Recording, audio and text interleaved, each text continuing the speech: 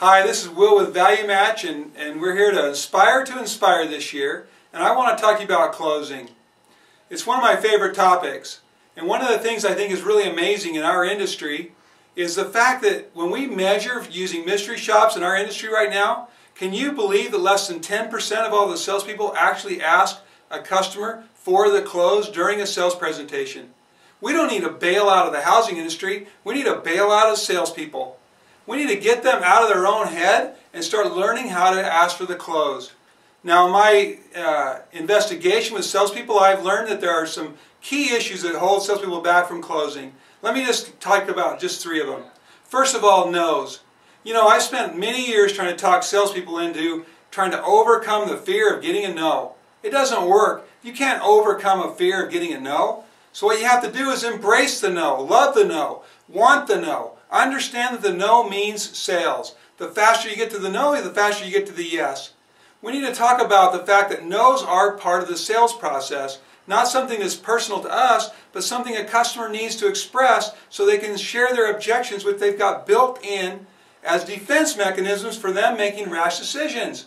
So we have to ask for the question and get the no.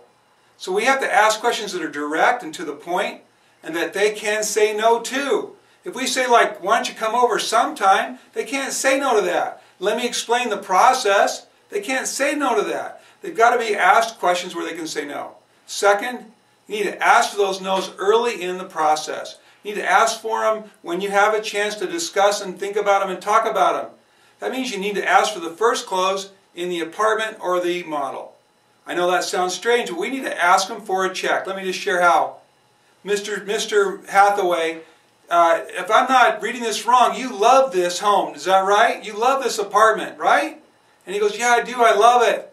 I said, you know what? I thought so too. Let me just explain. If you want this apartment or this home, it would require this much money down right now and a signature on a simple agreement. And that's all it would take to get started today, along with a check for X amount of dollars. Can you do that today? Are you prepared to do that today? And they say, no. And you say, why not? And they say, well, I have some questions. You say, oh, okay, well, what are the questions? See, that's a script. And so the second thing is you need to not only know that you're supposed to ask, you need to know how to ask at that particular junction. We need to ask at least 4 times during the sale. Most studies say we need to know about 7 times, but I'm just saying 4. And so my third thing is know a specific closing script that you know has the factors in it that you need. It needs to have a request to move forward and take action. It needs to have a request for a check. A check. Not a yes or no, not a kind of maybe, but a check. A check asks people to say the no. You need to make sure you learn to embrace the no, that you want the no, that you love the no.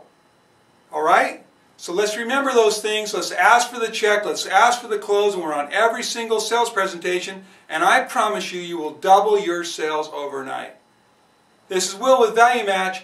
And I want you to aspire to inspire all year long.